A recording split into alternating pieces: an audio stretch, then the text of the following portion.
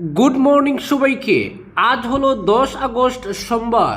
আজকের সকালের বিশেষ বিশেষ খবর হলো শিবলিঙ্গ তাকার দাবি, দারুল উলুম দেওবন্দ গঙ্গাজল দিয়ে শুদ্ধ করার ঘোষণা হিন্দু সংগঠনের। উত্তরপ্রদেশের দেওবন্দে অবস্থিত ইসলামী শিক্ষা প্রতিষ্ঠান দারুল উলুমের চত্বর গঙ্গাজল দিয়ে শুদ্ধ করার কর্মসূচি ঘোষণা করল হিন্দু রক্ষা দল। সংগঠনটির দাবি, দারুল উলুমের নিচে একটি শিবলিঙ্গ রয়েছে। আগামী 11 আগস্ট সংগঠনের সদস্যরা হরিদ্বার থেকে গঙ্গাজল নিয়ে দারুল উলুমে যাওয়ার পরিকল্পনা করেছেন। শনিবার প্রকাশিত একটি ভিডিও বার্তায় এই কর্মসূচির কথা জানান হিন্দু রক্ষা দলের উত্তরাখণ্ড রাজ্য সভাপতি ললিত শর্মা। তিনি জানান, সংগঠনের জাতীয় সভাপতি পিঙ্কি চৌধুরীর নেতৃত্বে পদাধিকারীরা হরিদ্বার থেকে গঙ্গাজল নিয়ে দেওবন্দে পৌঁছবেন।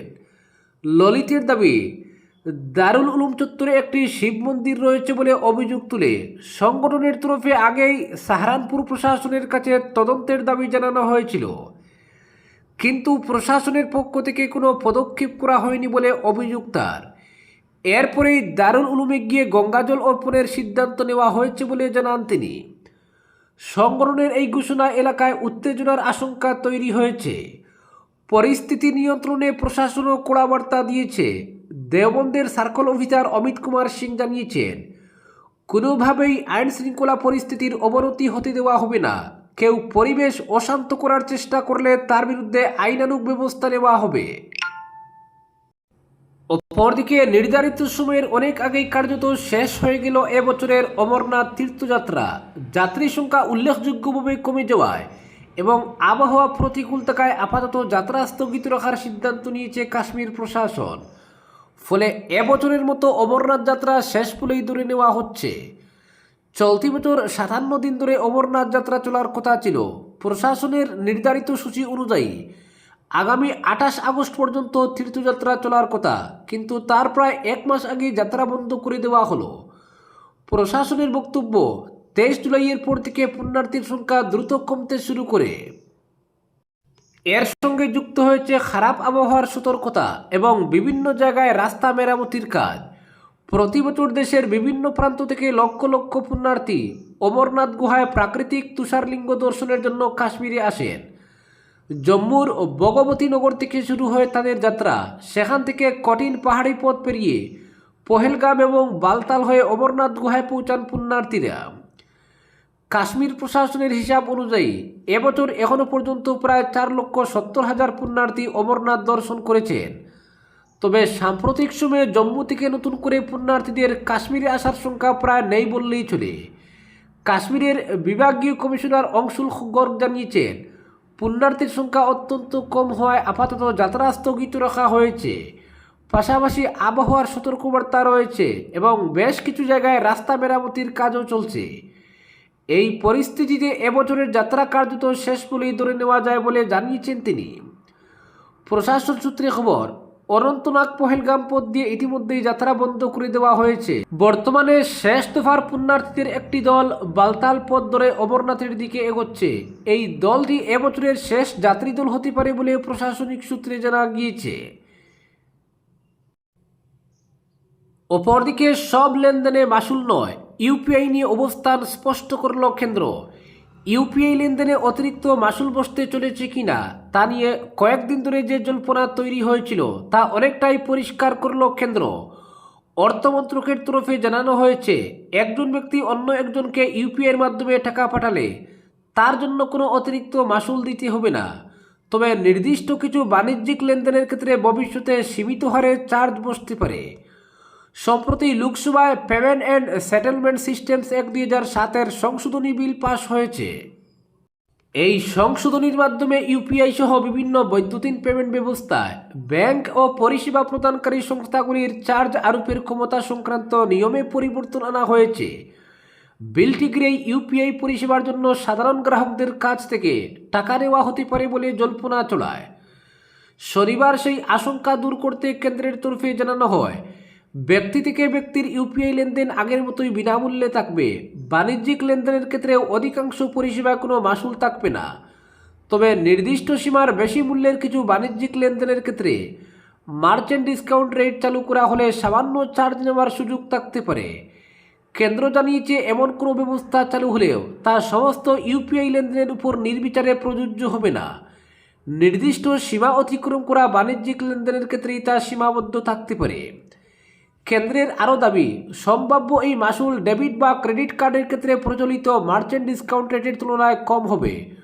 অর্থাৎ সাধারণ মানুষের দৈনন্দিন ইউপিআই ব্যবহারে সরাসরি অতিরিক্ত আর্থিক বোঝা চাপানোর পরিকল্পনা নেই বললেই স্পষ্ট করেছে সরকার। ইউপিআই পরিকাঠামোর দীর্ঘমেয়াদী স্থায়িত্ব নিশ্চিত করাও এই সংশোধনীর অন্যতম উদ্দেশ্য বলে জানিয়েছে অর্থমন্ত্রক। অপরদিকে অবৈধ মাদক ও নিষিদ্ধ সামগ্রী চোরাচালানের বিরুদ্ধে বড়সড় অভিযান চালিয়ে কাছাড় জেলায় প্রায় 1,17,00,000 টাকা মূল্যের সামগ্রী বাজেয়াপ্ত করল আসাম রাইফেলস। কাছাড় কাস্টমস বিভাগের সঙ্গে যৌথভাবে রবিবার 9 আগস্ট লাঠিগ্রামে অভিযান চালানো হয়। এলাকাটি শ্রীকোনা থেকে প্রায় 8 কিলোমিটার দূরে অবস্থিত। অভিযানে 4,50,000 স্টিক সিগারেট এবং 500 কেজি পুষদানা বাজেয়াপ্ত করা হয়েছে। জব্দ করা সামগ্রীর আনুমানিক বাজার মূল্য প্রায় 1,17,00,000 টাকা হবে বলে জানানো হয়েছে। অভিযান চলাকালে একটি পণ্যবাহী কন্টেইনার গাড়ি এবং 2টি মোবাইল ফোনও উদ্ধার করা হয়েছে। ঘটনায় 2 ব্যক্তিকে আটক করা হয়েছে। আটক ব্যক্তিদের পাশাপাশি বাজেয়াপ্ত করা সামগ্রী পরবর্তীতে আইনি পদক্ষেপের জন্য কাছাড় কাস্টমস বিভাগের হাতে তুলে দেওয়া হয়েছে। আসাম রাইফেলসের পক্ষ থেকে জানানো হয়েছে, মাত্র 1 সপ্তাহের মধ্যে মাদক ও নিষিদ্ধ সামগ্রী চোরাচালানের বিরুদ্ধে এটি তৃতীয় উল্লেখযোগ্য অভিযান। এর আগে পৃথক 2টি অভিযানে যথাক্রমে প্রায় 25 লক্ষ টাকা এবং 1,67,00,000 টাকা মূল্যের মাদকদ্রব্য বাজেয়াপ্ত করা হয়েছিল। সাম্প্রতিক এই অভিযানে বিপুল পরিমাণ নিষিদ্ধ সামগ্রী উদ্ধারের ফলে উত্তর পূর্বাঞ্চলের সক্রিয় অবৈধ মাদক ও চোরাচালান চক্রের সরবরাহ ব্যবস্থায় বড় ধাক্কা লেগেছে বলে মনে করা হচ্ছে। মাদক ও নিষিদ্ধ সামগ্রীর চোরাচালান রুখতে আসাম রাইফেলসের ধারাবাহিক অভিযান ও কঠোর নজরদারি অব্যাহত থাকবে বলেই সংশ্লিষ্ট সূত্রে জানানো হয়েছে।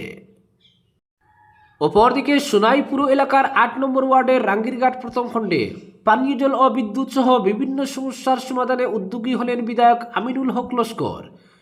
রবিবার বিকেলে এলাকাবাসীদের নিয়ে অনুষ্ঠিত এক সভায় উপস্থিত হয়ে স্থানীয়দের বিভিন্ন সমস্যার কথা শুনেন এবং দ্রুত সমাধানের আশ্বাস দেন।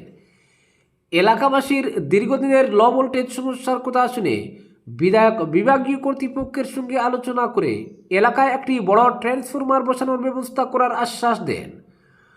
পাশাপাশি পানীয় জলের সমস্যা সমাধানে বিধায়ক তহবিল থেকে প্রায় 6 লক্ষ টাকা ব্যয়ে একটি মিনি পিএইচডি প্রকল্প স্থাপনের প্রতিশ্রুতি দেন। এছাড়াও স্থানীয় মসজিদে অজুখানা নির্মাণ এবং আগামী দিনে পূর্ত সড়কে সোলার লাইট স্থাপনেরও আশ্বাস দেন বিধায়ক। অপরদিকে সিআরপিএফ আইজি পদে নিযুক্ত iron lady of Assam Sanjukta Parashar Assam Meghalaya cadre 2006 ব্যাচের আইপিএস কর্মকর্তা ডক্টর সংযুক্তা পরাশরকে কেন্দ্রীয় ডেপুটেশনে কেন্দ্রীয় রিজার্ভ পুলিশ বাহিনীর ইন্সপেক্টর জেনারেল অফ পুলিশ পদে নিযুক্ত করা হয়েছে। গত 6 আগস্ট কেন্দ্রীয় স্বরাষ্ট্র মন্ত্রক তার নিয়োগ সংক্রান্ত নির্দেশ জারি করে। আসামে জঙ্গি বিরোধী অভিযানে সম্মুখ সারিতে থেকে নেতৃত্ব দেওয়ার জন্য দেশ জুড়ে পরিচিত ডক্টর সংযুক্তা পরাশর সাহসী ও দক্ষ নেতৃত্বের কারণে তিনি জনপ্রিয়ভাবে আসামের আয়রন লেডি নামে পরিচিত।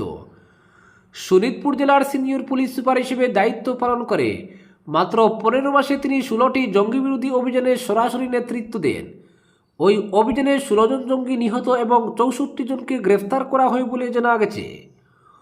পরবর্তী সময়ে ডক্টর পরাশর দিল্লিতে ন্যাশনাল ইনভেস্টিগেশন এজেন্সিতে গুরুত্বপূর্ণ তদন্তমূলক দায়িত্ব পালন করেন। এছাড়াও পুলিশের বিভিন্ন গুরুত্বপূর্ণ পদে দায়িত্ব সামলেছেন তিনি। 2024 সালের জানুয়ারিতে তাকে ইন্সপেক্টর জেনারেল পদে পদোন্নতি দেওয়া হয়।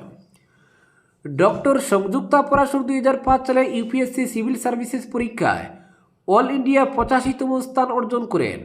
তার র্যাঙ্ক অনুযায়ী অন্যান্য মর্যাদাপূর্ণ পরিষেবায় যাওয়ার সুযোগ থাকলেও তিনি ভারতীয় পুলিশ সার্ভিস বেছে নেন।